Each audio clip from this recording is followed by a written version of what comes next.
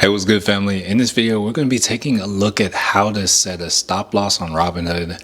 And this isn't just going to work on Robinhood. This is going to be how you set a stop loss in general, but we're going to be taking a look at Robinhood. Real quick before we get into the video, if you haven't already and interested in getting up to 30 free stocks, when you open an account using the Moomoo link down below in the description, they are offering up to 30 free stocks as well as an 8.1% APY on all your uninvested cash. So if that interests you, be sure to check that out because that is the best deal I've ever seen and it won't be around forever. And now without further ado, let's get to it. All right, so here we are in the handy dandy Robinhood. Now let's say I have a position I'm up on, or maybe I want to limit my losses.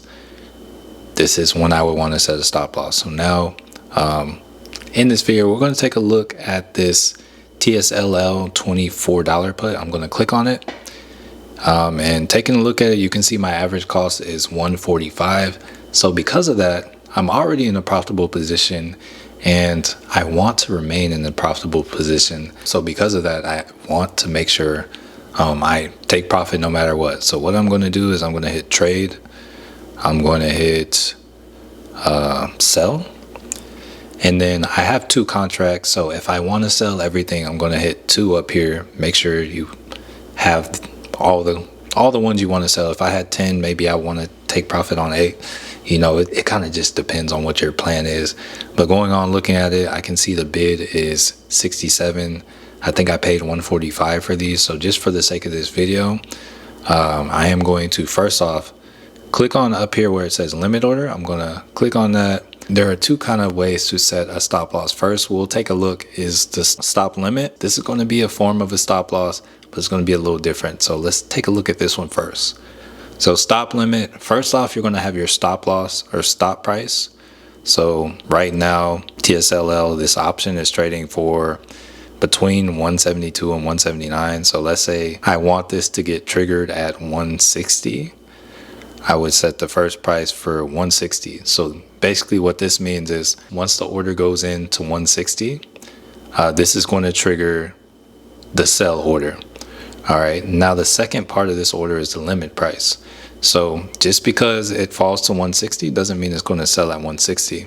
It's going to depend on your limit price. So if I were cool with selling out of this at 160, I would do it at 160. Sometimes you just want to keep those the same. That's a little bit more precise, but sometimes it falls to a level and it just keeps falling and it doesn't come back. So sometimes you want to put this limit price order, maybe 158, maybe 159, something that you think might get filled. So that's something that you can do. And pretty much to those of you that don't know what the limit price is, this is the lowest you're willing to sell it for. So the stop price is what sends in the trade for the limit order, but the limit price is going to be the least that you're willing to sell this for. So if it falls to 160 and it keeps falling and the next price it falls to is like 140, this order won't get filled. Just be aware of that. That's how that works. And if you're not aware of it, the stock market does not move in a straight line. So for those of you who want to get a little bit trickier with it, you can also set the stop limit above the stop price. So if you say, hey, I want this limit order to get triggered.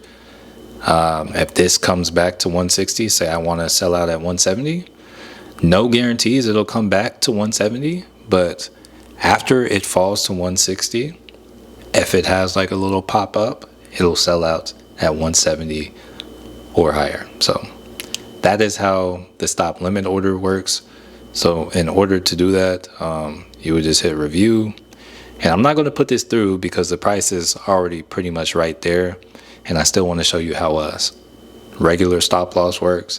But yeah, that's how you would do it. You would swipe up and this would pretty much initiate the process of, hey, pretty much whenever it goes to 170, it's cutting out of the trade. But I'm going to go to edit. I'm going to go to back out.